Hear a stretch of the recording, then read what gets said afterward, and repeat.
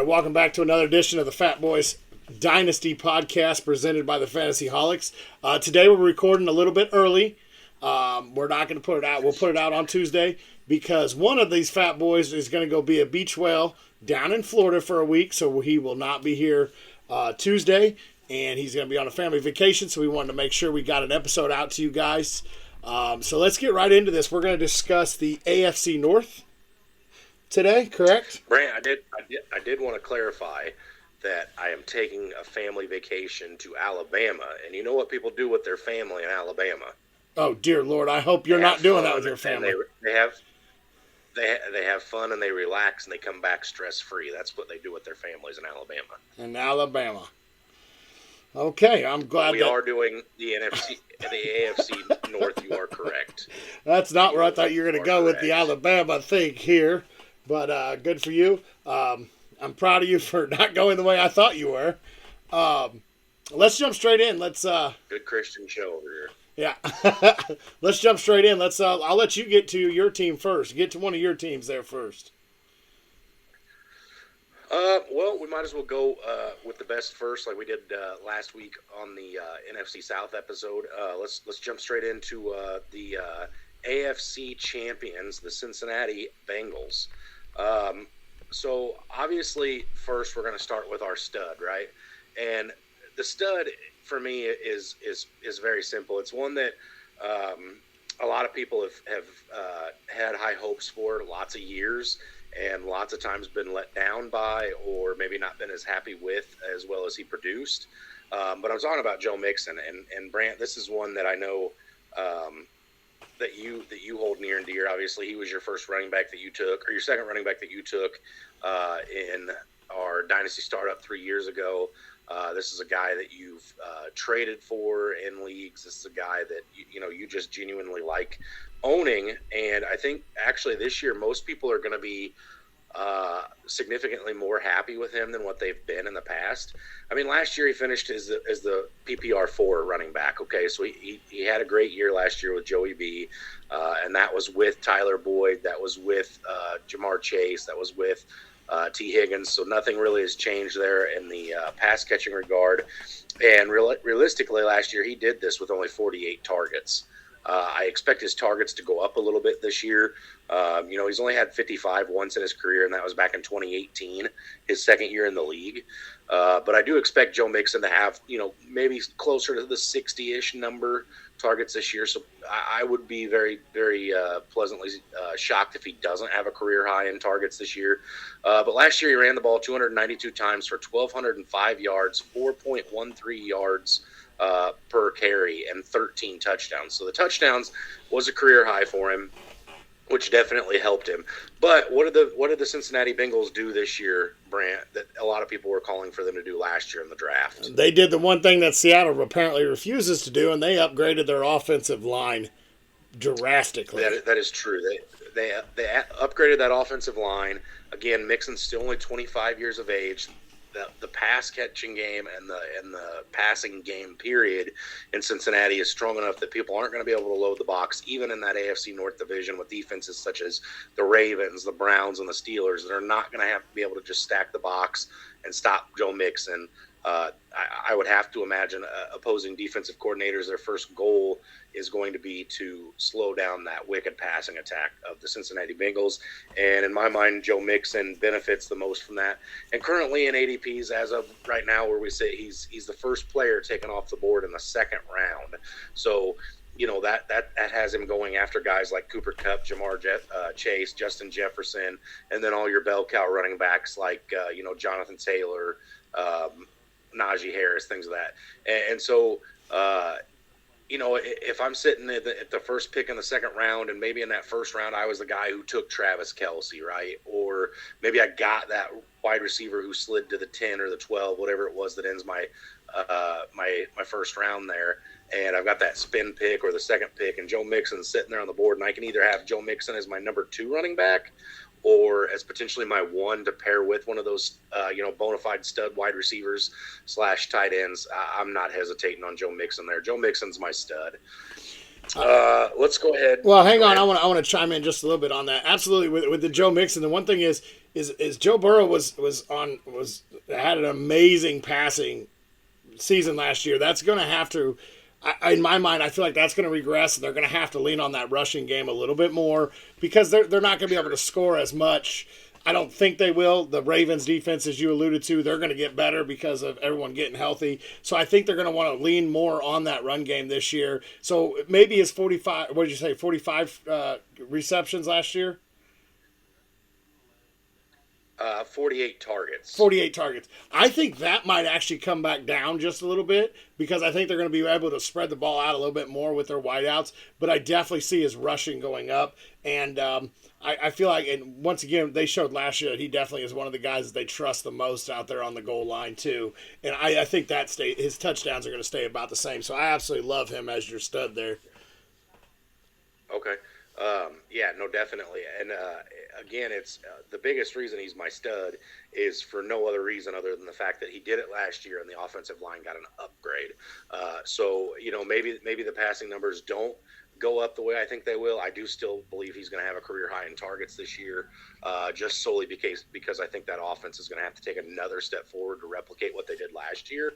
But nonetheless, so my sleeper or my breakout for this team, not my sleeper, my breakout is a guy that I think people are starting to forget about maybe a little bit, and that's Tyler Boyd.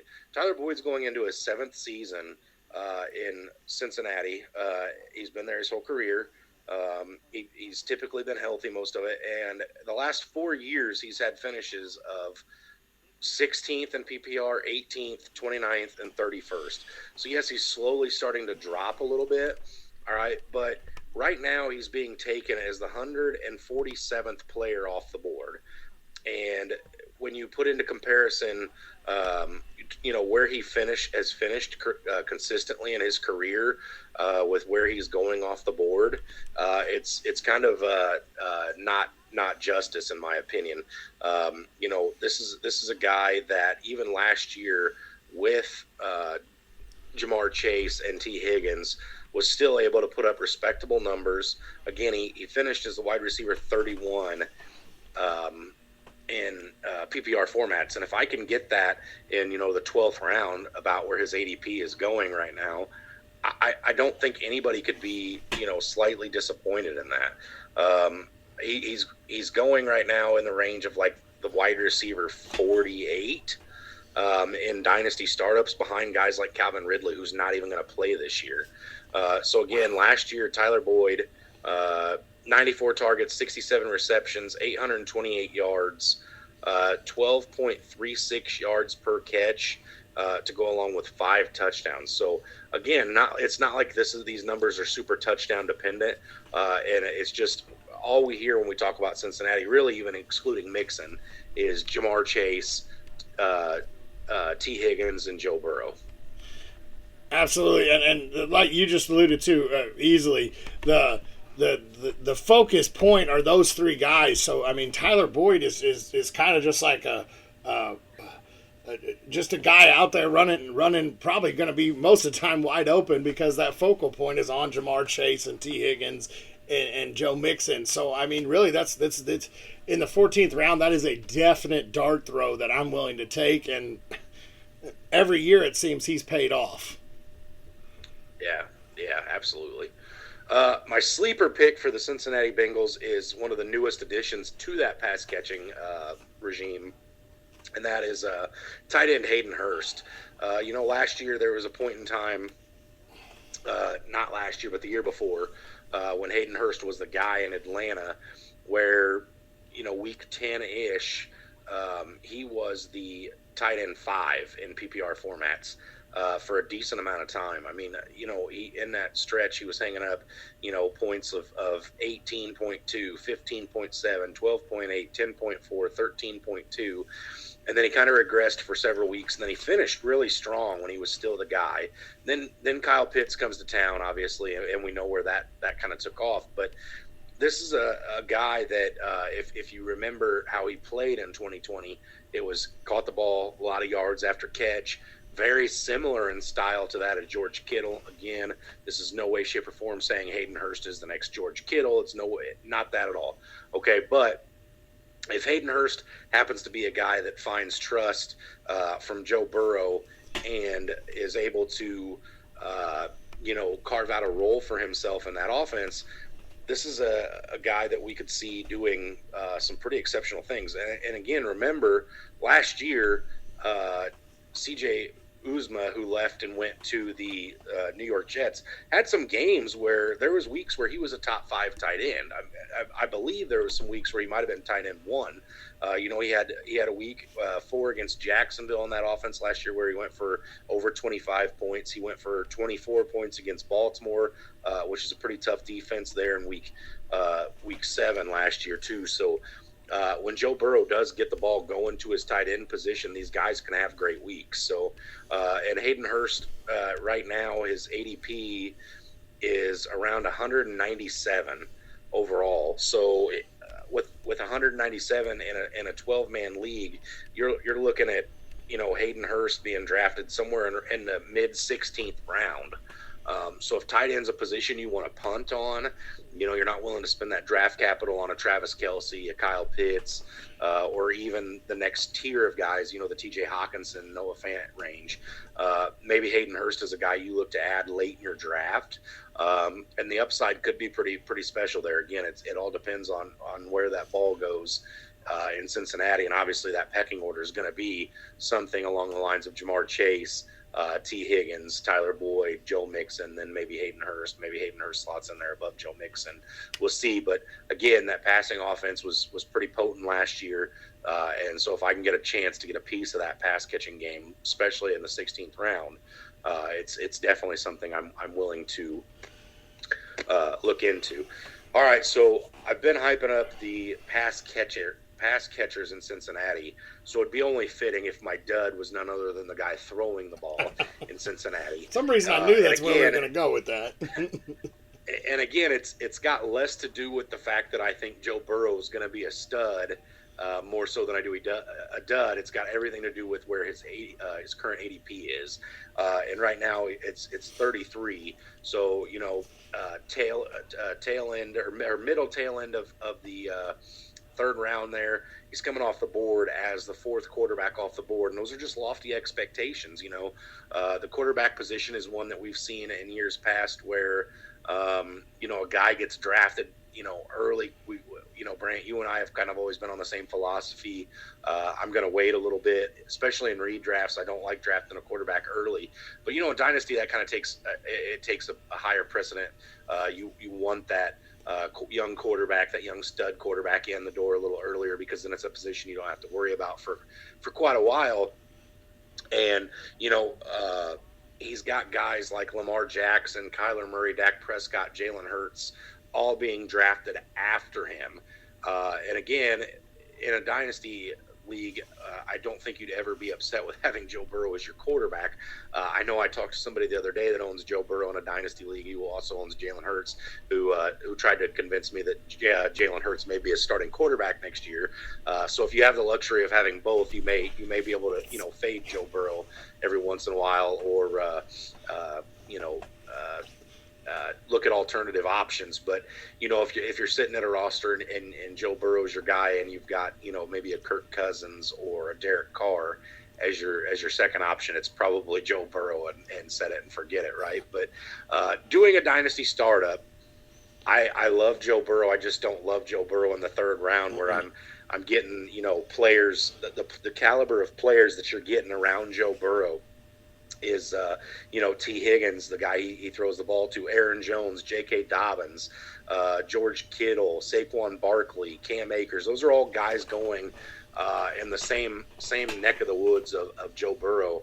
And I just, for me, think that there's a solid chance Joe Burrow doesn't have as amazing year as he did last year. I think Joe Burrow is still going to be a top 10 quarterback. Obviously, we talked about this on the quarterback ranking episode a few weeks back now. But I just think that the draft capital is a little high for me, and I absolutely did take the easy way out here, taking a guy that's number 4 at his position to be my dud, because let's be honest, I'm fat, and sometimes fat people take the easy way out of things.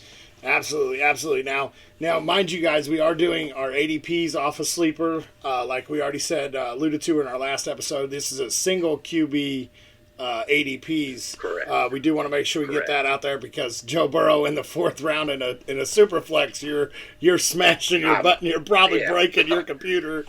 I'm licking my chops. Yeah, absolutely. So I just super flex. Yeah, absolutely. But yeah, I think I know that guy you talked to about the Jalen Hurts and Joe Burrow thing. Oh wait, that's me. Yeah, you know him more intimately than most. Yeah, so, yeah. Yes. But yeah, it's really taking it. What's funny is this is gonna roll me right into mine. You talk about him being the dud. So I got Baltimore, and you already alluded to this, and unfortunately. I'm going to roll right into this, and it literally in my notes I wrote down, unfortunately, here I have to put running back / quarterback Lamar Jackson as my stud. Because really in the Baltimore offense, there's not a whole lot of people that excite me as a stud. Well, we know with Lamar Jackson, in 12 games last year, he finished as a QB 15.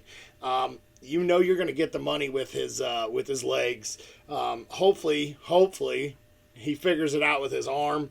Because that team could definitely be a very big threat in the NFL and in fantasy if he figures out his arm here. And a lot have to do with a lot of my studs and duds and sleepers all have to do with that. But yeah, at my stud, I got Lamar Jackson. He's a 3rd-round draft pick, but he's being drafted after Joe Burrow. But you and me both have preached, we both talk, and we don't like drafting a QB early. But when it comes down to it, Lamar's one of those guys that if you are sitting there at the end of the 3rd, beginning of the 4th, and there's not a whole lot, now you alluded to a lot of names that I would rather have over him, T. Higgins, Aaron Jones, there's a few other names around that area. I'm picking those guys. I love to fill my position first. But Lamar Jackson's a guy that if you're sitting there, there's nothing that excites you. This guy's going to get you the points. He's not going to run the ball. Like, we literally call him a running back for a reason because he's probably going to lead his team in rushing for at least the next 2 to 3 years. Yeah. So I mean, there's not a whole lot to say about Lamar Jackson there. So the one thing I want to add, Brant, is we do here on the Fatboyz Dynasty podcast do an awful lot of hating on Lamar Jackson, and I think sometimes you and I both get a little carried away with it, and it's not so much hating on Lamar Jackson, the player, as it is Lamar Jackson, the facilitator of other players around him, right?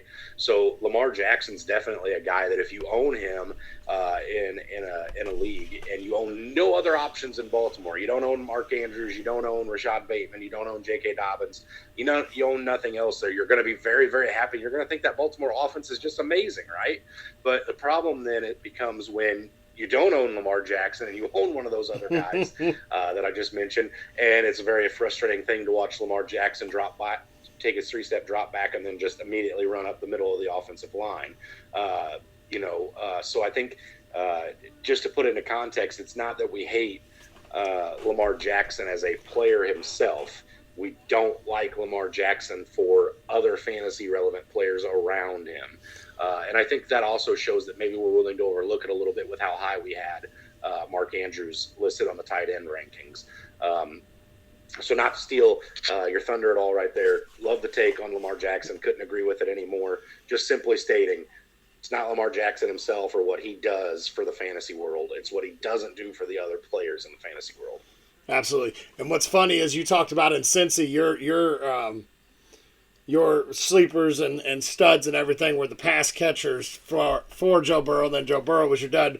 Well, my stud's Lamar Jackson, and my dud is none other than one of his pass catchers in Mark Andrews.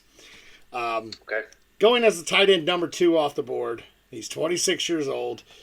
In the 2nd round, I'm not looking at a tight end, and I don't see how he's going to be the extreme focal point of that offense now outside of Lamar Jackson's legs. Sure. He's going to see the safeties are going to creep down into the box, the linebackers, he's going to see double coverage. I don't see how Mark Andrews repeats year after year after year as the tight end number 1 or tight end number 2. I definitely think he's, up there in probably the top 5, but he's one of those guys that he scares me, and that's why I have him as a dud. Like, with the young receiving core and everybody coming back, and Gus Edwards, J.K. Dobbins, you get Bateman for a full year, and then you got, you got Duvernay out there, which I'll talk about here in a minute. Drafting Mark Andrews in the second round is just, he kind of scares me because are you going to see the consistency with him? Last year, really, him and Hollywood Brown were the only two things out there. Hollywood's gone. There's 145 vacated targets that we've alluded to quite a bit. But I just don't see how Mark Andrews is safe like your Travis Kelce is safe, your Kyle Pitts is safe. You know that Kyle Pitts is going to see those targets in Atlanta. You know Kelce's going to feast on targets from Patrick Mahomes. Mark Andrews just doesn't feel safe to me. And like I said, by the end of the year, yes, he'll probably be a top 5, top 3 tight end. But I think his numbers are going to fluctuate week to week, and I think this is the year at 26. I think this is the year that we might start seeing that a little bit more of the up and down in the numbers. And again, you kind of took the easy way out here, similarly to where I did with Joe Burrow. Mark Andrews is being taken as the second tight end off the board in dynasty formats over Travis Kelce, mind you. Okay, Kyle Pitts is going as the 1. Then Mark Andrews, then Travis Kelce. So, by ADP, again, this is one that it's very easy to say, I think this guy's still going to perform well, but he's going to be a dud based on where his ADP sits. And I can't say the 3 letters ADP enough, average draft position. It's not to say that you think Mark Andrews is a dud, because, again, I believe you had him as your tight end 2 or 3 or somewhere in that neighborhood. Absolutely. When we did these rankings. So, again, this is not to say that Mark Andrews is a bum by any stretch of the imagination. It's just based on that ADP. Yeah, absolutely. So I'm going to roll into my breakout player, and you probably know exactly who it is. It's a guy that I've watched for. I watched him in college. I drafted him very early in our dynasty rookie draft last year. That's Rashard Bateman. He's coming into his second year. He's getting Lamar Jackson. I know, gross. We talk about that all the time. But he's getting to see a whole offseason with Lamar Jackson. If you remember, he suffered a little injury during the offseason last year, missed some time, missed all of preseason. I think he missed the first couple weeks of the season. But he gets that full offseason. And when he did come back, I have this up here right now. When he did come back in week 6, he saw, let's see, where was it? 6 targets or more for 5 straight weeks. With Lamar Jackson, that's when I believe Lamar started to get hurt. I could be wrong on his games missed. But this was the guy as the wide receiver 2. He's stepping into the wide receiver 1 role where there's 145 targets. If you watch his route tree, his hands, everything else, everything points to the sky with this guy. The only downfall to him is Lamar Jackson. So that's why I'm praying that Lamar finds his arm this year, because I have invested in Rashard Bateman. I absolutely love Rashard Bateman, and I really think that this is his breakout year. And, I mean, being so young, he's what did I have in he's 22 years old going into the season. Right. So, and he's a where do I have it written down? He's a 6th-round ADP wide receiver. He's going 38th. So you're telling me a wide receiver 1 on the Baltimore Ravens is only going 10 spots higher than, because I believe you had Tyler Boyd, you said was 48th, correct? He's somewhere in that neighborhood. Yeah. So you're telling me a wide receiver 1 is going only 10 spots in front of a wide receiver 3 on a team that really the 4th pass catching option in Cincy. This guy's the best option, and there's, like I said, 145 vacated targets. A lot of them are going to be coming to this guy.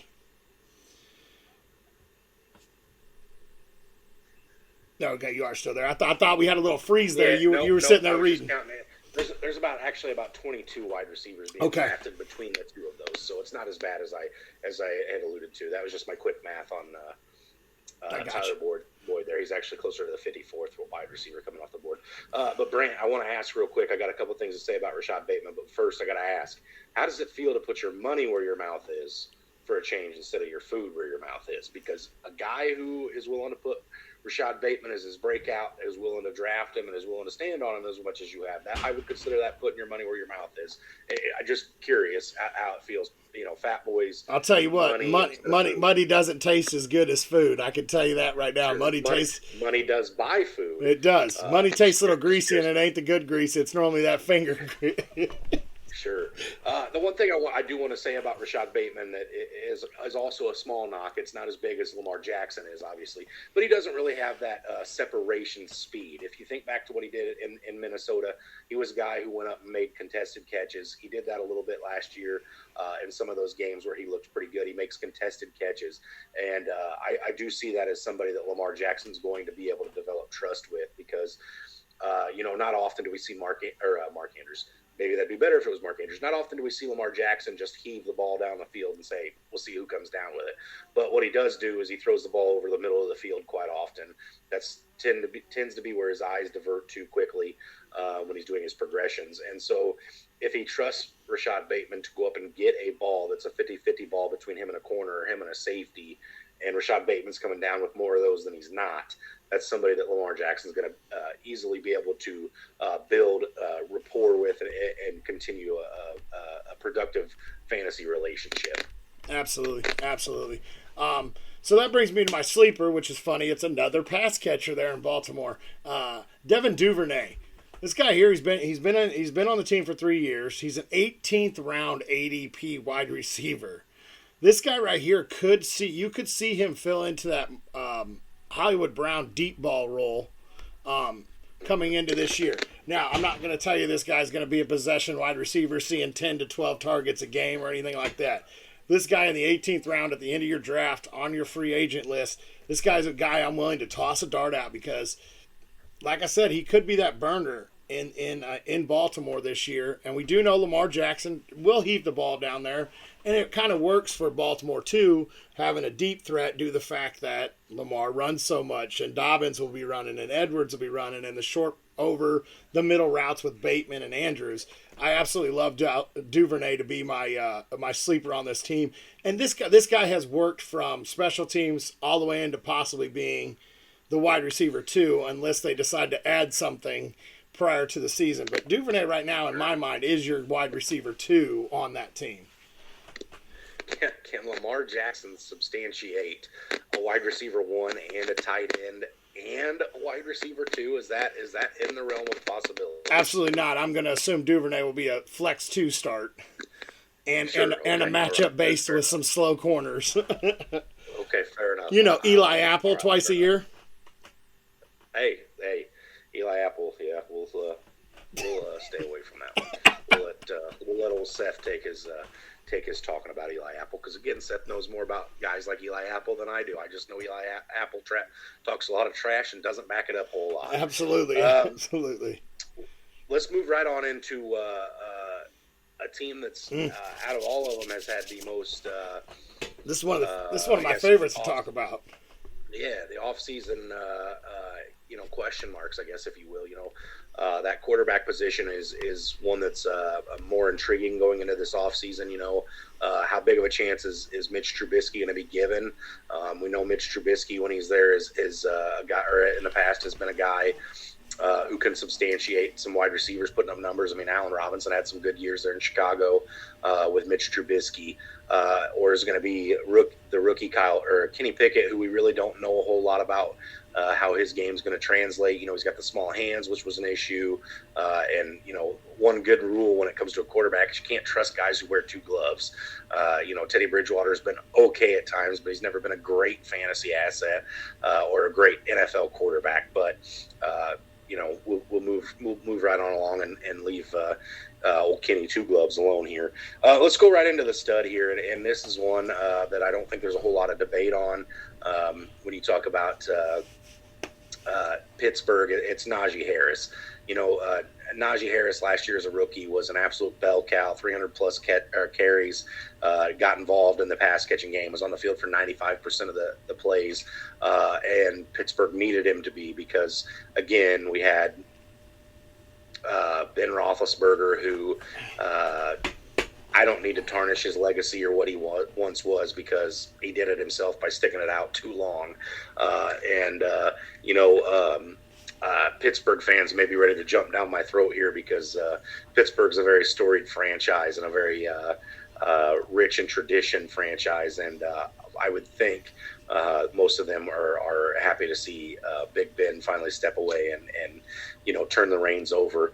But Najee Harris, nonetheless, If either Mitch Trubisky or Kenny Pickett come in and get the pass game moving at all, Najee Harris is going to reap rewards from that because, again, similarly to what we said with the Bengals, as teams can't stack the box against them, so Mixon should have, free lanes to run.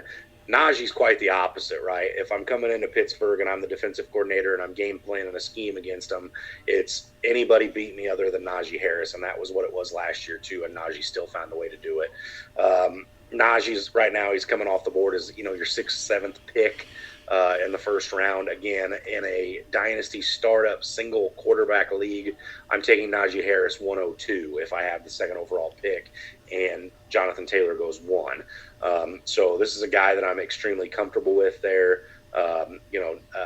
Najee is one of those guys that when he come out, it was very obvious to everybody but me, even though I did draft him at the 102 in our league, that he was the best running back. I did have those back and forth moments that you can remember with between him and Travis Etienne, and we haven't got to see what Travis Etienne looks like. So maybe I'm not 100% wrong, but again, I did draft Najee, so and I've gotten him stakes and several shares of him elsewhere as well. So I just think that Najee is the most for sure guaranteed thing in Pittsburgh, so he's the stud for that reason. Absolutely, and they talk about limiting his workload.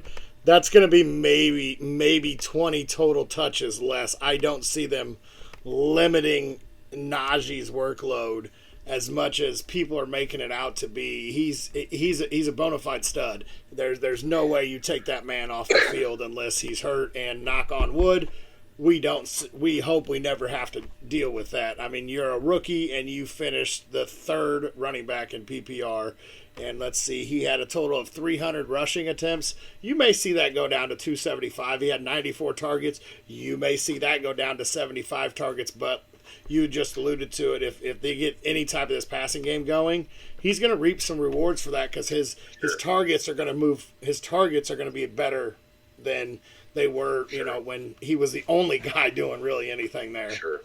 So you can't go wrong with him. And we've heard all offseason that he's going to take a step back, but then Mike Tomlin's still coming out saying he's going to have to be a bell cow. So who really knows what that step back's going to look like? It's going to be 94% of snaps instead of 95. Right. But let's move right along into my bust here because my dud here, because this is one that I think might be semi-confrontational to some, and that's Deontay Johnson. Deontay Johnson's currently being drafted as the 37th overall pick in a 12-man startup. He's the 13th wide receiver coming off the board, and let me explain to you, Brant, why I think this is one that I'm willing to fade. Okay, the last 2 years since in his rookie year, he finished as the 41st overall wide receiver with only 92 targets. Okay. Then we get into the unrealistic unrealistic target share that he's gotten since, which was in 2020 144 targets for only 88 receptions. Okay, that's not a good rate. And then last year it was slightly better.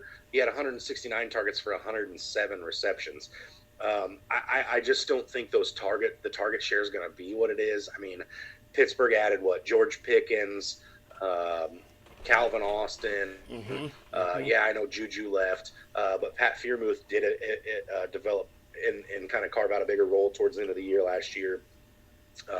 You got Chase Claypool, who now that Juju's gone and Juju's going to be doing TikToks with Jackson Mahomes. Maybe Chase Claypool, your former Fighting Irish player there, will do what I think he's going to do and take that next step forward. And I think, again, a lot of these things are going to come in Pittsburgh from Deontay Johnson losing targets because they've got to be more spread out, right? I mean, Deontay Johnson has been the biggest beneficiary of Big Ben, and I just think that, again, as the 13th wide receiver off the board, there's plenty of other names I'd rather have. Terry McLaurin, Scary Terry's being drafted after him. Give me Scary Terry. Drake London's being drafted after him. Give me Drake London. Michael Pittman. Give me Michael Pittman. Mike Evans, DJ Moore, Keenan Allen, Jerry Jeudy.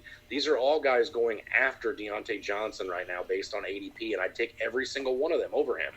I'm not comfortable taking really any Pittsburgh pass catchers outside of Najee early in the draft. I'm fading a lot of them because you are coming into a system with two new quarterbacks. We're not sure which one's going to be a starter. We saw Big Ben love Johnson. Who says that's the same with the two new ones? You know Trubisky can launch the ball. Is it going to be accurate? Will he be able to do it? In Pittsburgh. But Claypool's a deep ball threat, a better deep ball threat than Johnson. And George Pickens, I mean, you look at his college tape, and had he stayed out of trouble, this man could end up being the one. In trouble and doesn't get hurt. Yeah, this man could end up being the one on that team. Sure, because there's really no one that is a solidified one on that team right now with new quarterbacks coming in. Yeah. So let's just stay right there because I'm going to finish the rest of Pittsburgh with pass catchers. Okay. So let's go to my breakout, which is none other than Chase Claypool, who's going into his third season. Love it. And this is my breakout, but it's really kind of hard to put him as a breakout because he broke out as a rookie and then kind of fell off a little bit last year. There was a lot of hype for Chase Claypool when he got drafted. He was a tight end at Notre Dame. Grant, you know that better than a lot because you follow Notre Dame. Got drafted, and Pittsburgh immediately said, no, you're going out. You're lining outside as a wide receiver. And last year, he still had 105 targets. He just only managed 59 receptions for 860 yards and 2 touchdowns. He had a 7-touchdown regression between his rookie year and his second year in the NFL.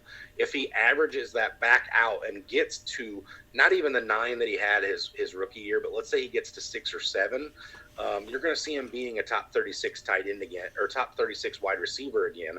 And right now, Chase Claypool is going at the 102nd pick overall behind his rookie teammate George Pickens, which again, I get the hype for George Pickens, but I'm not putting George Pickens over a guy going into his third year that's already done it in the NFL, okay? Because we have no idea what George Pickens' NFL career is going to look like, but we do already have a small sample size of Chase Claypool. I'm taking Chase Claypool here over George Pickens for sure. And there's some names. Jahan Dotson's right there. Gabe Davis. Okay, yeah, I know Gabe Davis had a 4-touchdown performance in the playoffs, but what did he do aside from that? Okay. So I just think Chase Claypool, if he can get himself focused on the field more than he is his TikTok shares and his Twitter and Instagram beefs, I think this is a guy that you could see. Pittsburgh doesn't miss on wide receivers often. More often than not, they draft a wide receiver in the current regime that they have, which the GM's stepping down now, so that maybe we throw that out the window, but not with Chase Claypool. Okay, Chase Claypool and George Pickens and Calvin Austin, these guys were drafted under the same regime that has produced the guys like Antonio Brown and Mike Wallace and all those names that have been drafted that have been hits. So let me talk about my sleeper here, and I did just allude to the fact that the rest of my picks on this team were going to come from the wide receiver position. Okay, and it's Calvin Austin, the rookie wide receiver coming out of Memphis. Currently, this guy's being drafted as the 232nd player off the board. So in 12-man leagues, if you have a short bench, he's not being drafted. But Calvin Austin is a guy that Sauce Gardner, the number 1 cornerback, drafted in this year's draft class, was asked who the toughest guy he covered in college football was, and his answer, it was very quick. He didn't have to think about it long. He didn't banter back and forth going, well, maybe it was this guy, maybe it was that guy. It was none other than Calvin Austin. And Calvin Austin is a guy that, again, his draft stock isn't high, okay, but George Pickens does have that injury. I don't know if he's going to be ready to go week 1. I'm not sure. But Calvin Austin's the guy that if he comes in and he puts in that work in the training camp and he builds that rapport with whichever quarterback is going to be the starting quarterback, this guy is a guy that could very well see a similar role to like a Deebo Samuel-esque role on his respective team. And last year at Memphis, he had 74 receptions for 1,149 yards, averaging 15.5 yards per catch, 8 touchdowns. So this is a guy that when he gets the ball in his hands, he makes people miss. He picks up those first down yardage. It's just a guy that again, if somebody can take control of that quarterback situation and put up some kind of numbers, and if Calvin Austin finds himself on the field, this is a guy that late. So in super late deep leagues, it's a guy that I'm taking shots on when other people are picking up defenses and kickers, or maybe I'm in a rookie draft that's got 4 rounds in it. This is a guy that I don't see myself letting him go undrafted in situations like that. However, in short leagues, this is a guy that I'm going to maybe hit that watch button on. Maybe I'll watch the first couple of Pittsburgh games, see what his usage looks like. If he's not on the field, if he's on the field for less than like 20% of the snaps, then maybe he's not worth rostering at this point. But if he's a guy that, like I said, if maybe he becomes that Juju role, maybe he fits right into that slot spot, and right off the bat you have instant success. So I just think that the Pittsburgh wide receivers are very interesting this year, with the exception of how early Deontay Johnson's being taken. Absolutely. I mean, that's really all it is the pass catchers there. The later ones I'm more comfortable taking, and I mean you just hit on that.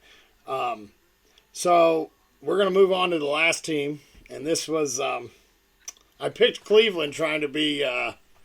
Hey, I do have to clarify, Brant, because even just laughing at myself right now, because I just said that the Pittsburgh Steelers had the biggest quarterback controversy of the offseason, and I completely forgot about the absolute atrocity that sits in Cleveland, and that's all I'll say about that. I'll let you have your moment in the sun here. I apologize. I don't know if I want this moment. Like I said, I picked Cleveland thinking that it was going to be kind of cut and dry. And then after we picked teams, I sat down, I started putting my stuff in, and I go, wait a minute. This is a team that doesn't have a quarterback. And then as I started to do it, I go, well, maybe they'll mend with Baker. Well, now Baker's out the door. We don't know what's going on with, as of this recording right now, we don't know what's going on with Deshaun Watson. When we release this, we might, and this will change a little bit here. So this is going to be kind of fun to do for me, and you guys may think, I'm out of my mind. But I have to put... You are out of your mind, sir. I have to put my stud and my dud together. Okay. So, it's Nick Chubb and Kareem Hunt. Because, here's my theory in my head. And here's what I got down. If Deshaun Watson plays, that offense is going to be able to hang points. Nick Chubb is going to be perfectly fine at his ADP. If if Deshaun Watson gets suspended for more than 4 games, you're going to see that team probably playing from behind quite a bit.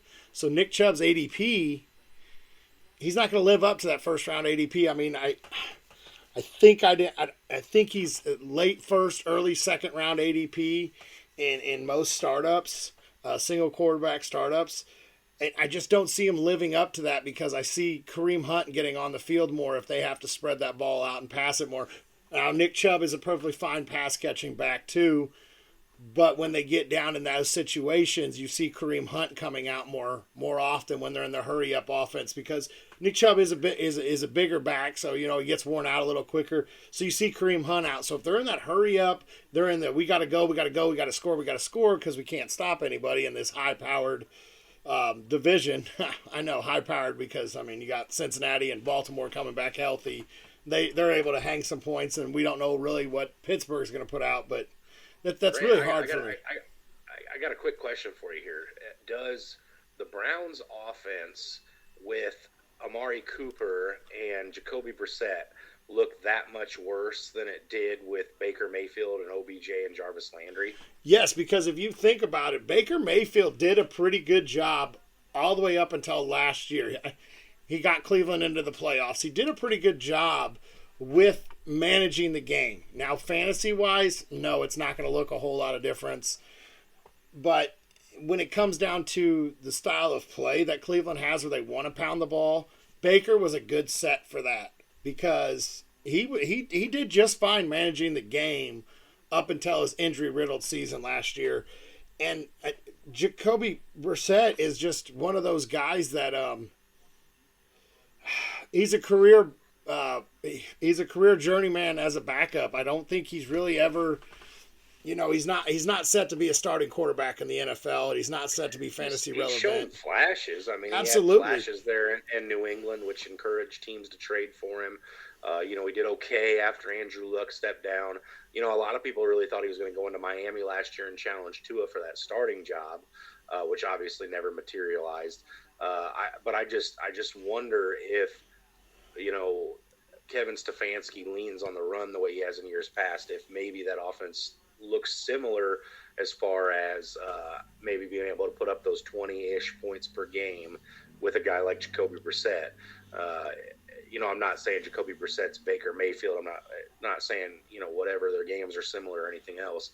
But I'm thinking with a run game as good as they have and a defense as good as they have, I'm questioning whether or not maybe, Nick Chubb can – because even with Baker under center, I imagine last year I'd have to go back and watch more Browns games than I had. But I imagine a lot of teams were stacking the box against that run anyway. So I just wonder if that'd just be similar and maybe we'd still see it work out. But, you've done more research on the Browns than I have to this point. So yeah, I just kind of at the ADP, I didn't know who to put as my stud and who to put as my dud. Because you look at Kareem Hunt, he's going. I don't have it pulled up right now, but he's going later. He's obviously going later than Nick Chubb. Chubb's going in the first round, and Kareem Hunt is definitely later in the draft, getting drafted. Hang on, I'm pulling it up real fast. Kareem Hunt's being drafted as the 93rd overall player. So in that offense, I think both running backs with Jacoby Brissett under center. I think both running backs could have a very good shot at finishing as RB2s. Well, you're drafting Nick Chubb as an RB1. And I just don't know if he can sustain that without the... Because, like you said, they're going to stack the box against the run. They are. Because they don't have any real threats to be a pass catcher with Jacoby Brissett. But with Deshaun Watson, you got to worry about Watson scrambling. You got to worry about Watson throwing the ball. We've watched Watson sustain multiple wide receivers as fantasy relevant wide receivers, and none of them are real huge names besides Hopkins. I mean, you got Will Fuller. Yeah, he's a big name, but I mean, really, what did Fuller do when he wasn't on PEDs? I mean, he had a few good games, then was hurt all the time, and then Watson was able to hang in most games with the Texans. Yeah. I just want to bring up one little thing here, and I'll again digress and let you finish your team because I feel like I'm interrupting you quite a bit here. But well, I absolutely figured you would. Baker Mayfield last year had his worst year in his career to the tune of 17 touchdowns and 13 interceptions. Okay, and that was just last year. And Jacoby Brissett in his best year in 2015, which again was with the Indianapolis Colts, post Andrew Luck, not with the Browns, obviously. But he that year had 18 touchdowns to only 6 interceptions, and actually added another 4 rushing touchdowns in that year. So again, yes, Jacoby Brissett's not been the guy to have a lot of chances, but I think the Browns could have a worse situation for Deshaun Watson's replacement than Jacoby Brissett if it does come to that. Absolutely. So that's going to bring me into my breakout, and my breakout is a pass catcher there for Cleveland, and I know his name has been out there. We've said this, years and years, it feels like, and David Njoku, we always talk about how a young quarterback or a backup always wants to lean on their tight end. David Njoku's going in the 13th round, and you and me both kind of preach that if we don't get one of those top 3 tight ends in your Pitts, your Kittle, your Kelsey's, you're kind of waiting until the perfect one falls in your lap. And you know me, I'll sit there and I'll wait pretty much all day. And I absolutely, will wait until Njoku comes through in the 13th round and take a stab because, yeah, he's got to go 1 year with the possibility of the suspension of Watson and everything else up in the air. But years after that, the sky's really the limit with that. And I mean, Njoku's spot at the 13th round is a guy that I'm willing to throw a dart at. Yeah, Brant, David Njoku got the bag this offseason. So somebody in Cleveland believes in David Njoku. And we've seen it in the past, like you kind of alluded to, where it's this David Njoku breakout. He explodes for like the best tight end week of the week, or the best tight end spot of the week, and everybody rushes to the waivers and picks him up and goes, "It's finally happened, and it's finally David Njoku." And then he does nothing for the next 3 or 4 weeks. Everybody drops him back to waivers, and then he does it again, and it's a rush back, and it's just not been a fun game. And then Austin Hooper came to town, and he's had the issues with staying healthy. And I think you're absolutely right. If it's Deshaun Watson, I absolutely want David Njoku, right? Because it's in that offense, it's Amari Cooper and then a lot of unproven.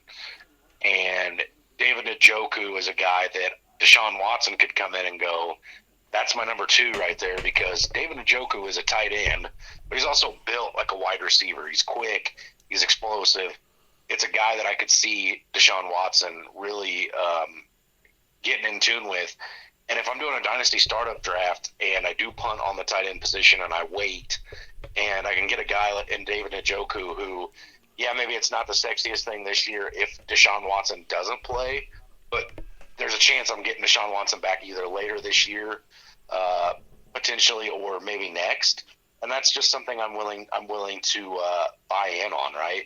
And so for that reason, I couldn't agree more with David Njoku as your sleeper.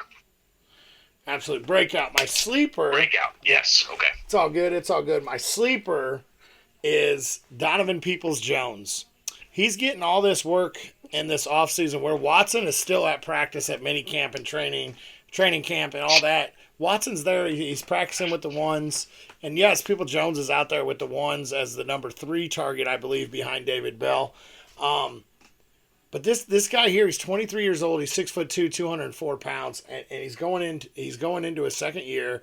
And yes, he gets Jacoby Brissett possibly this year, but he's getting work with Jacoby right now on the second team. He's running as the number 1 on the second team. He's going to run in as the number 3 on the on the first team with Brissett, and what you could possibly be seeing as an offense that has to play from behind quite a bit.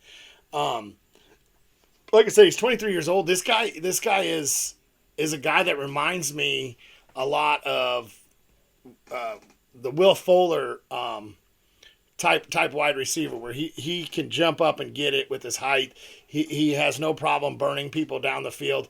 And you're telling me that I get a 23-year-old getting linked up with Deshaun Watson, maybe not this year, but next year? Absolutely. I mean, he's going in. He's going in the 14th round as the 175th overall player. Absolutely. Give me this guy as a dart throw, just sitting on the end of my bench, biting at the bit to become a weekly flex start. And who knows, maybe if he can stay healthy and prove that he is the Cleveland's version of Will Fuller with Deshaun Watson, this guy could almost instantly be a wide receiver too in most leagues. Yeah, I mean, Peoples-Jones is a guy that maybe was a little, I can't say even say overhyped, because he really wasn't overhyped. But I know a lot of people were excited about him last year. And again, we didn't really get to see a whole lot. But just, again, it all falls back to the Deshaun thing. If Deshaun Watson plays this year, or doesn't get suspended indefinitely, all these pass catchers in Cleveland that you take later in drafts, whether it's David Bell or David Njoku or Donovan Peoples-Jones, is guys that could become league winners towards the end of the season if Deshaun Watson treats them or does things with them that he was able to do with Will Fuller, opposite of DeAndre Hopkins when Will Fuller was able to be healthy back then. So it's a situation that if you draft these guys in dynasty startups, or they're sitting on your waiver wire or whatever else, and you're contemplating it, it's got to be something that you're willing to draft and hold, or pick up and hold until we see what happens with Deshaun Watson, because again, this offense is going to look vastly different than what it does without Deshaun Watson. Absolutely, absolutely. And really, this is kind of a possible write-off year for the Cleveland Browns. So a lot of their players you may have to sit back and wait on until, unfortunately, the NFL seems to be dragging their feet a little bit with the suspension, and that kind of puts a damper on our fantasy takes about this team. But it's one of those things you just got to deal with. But in a dynasty league, a lot of these players on this team are guys that you're able to steal right now. And if your draft is after the suspensions finally inputted, a lot of these guys are going to slide, and some of these names you'll be able to steal extremely late because nobody's going to want them for the first year. Well, dynasty is all about prepping for the future, and Cleveland stacked up with Deshaun Watson to have a future, and hopefully he doesn't miss more than a year, and we actually get to see some of these players, out there with a quarterback like that. Sure, absolutely.